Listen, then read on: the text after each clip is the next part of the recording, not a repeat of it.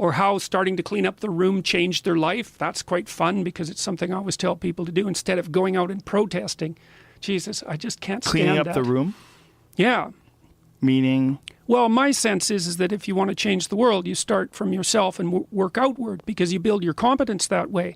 It's like, I don't know how you can go out and protest the structure of the entire economic system if you can't keep your room organized. Yeah, isn't that an issue with people, though, that they always want to enact some sort of control over the outside world when their inside is all fucked up? Yeah, well, it's those also are the people that are the most adamant about it? Well, I think there's some truth in that. I think there is truth in that. I mean, people try to change the outside world for lots of ways, but many of those ways aren't just pure good.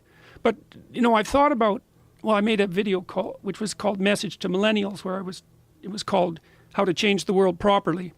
A bit of on the pretentious side, I suppose. But I was trying to produce something that was a counterposition to this idea that what you should do is go out and fix up other people.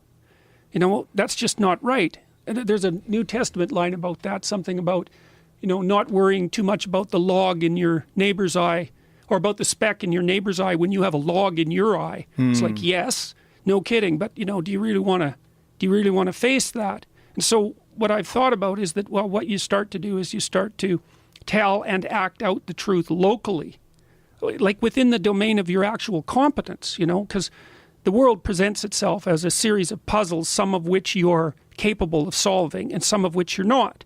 And you have many puzzles in front of you that you could solve, but you choose not to. You know, those are the things that weigh on your conscience. It's like, you know, well, I should really do this, but you don't.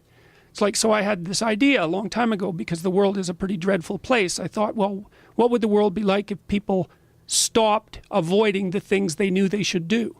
You know, because the question is, how much are we contributing to the fact that life is an existential catastrophe and a tragedy? How much is our own corruption contributing to that? That's a really worthwhile question.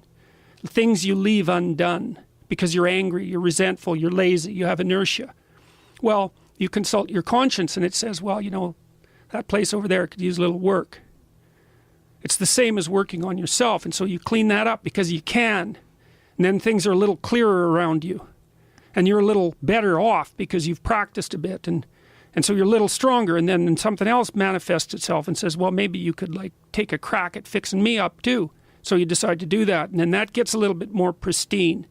You know, and soon, and it's humble because you're not exceeding your domain of competence.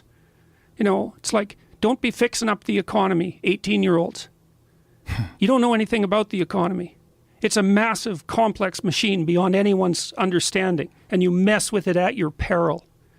So, and can you even clean up your own room? No. Well, you should think about that.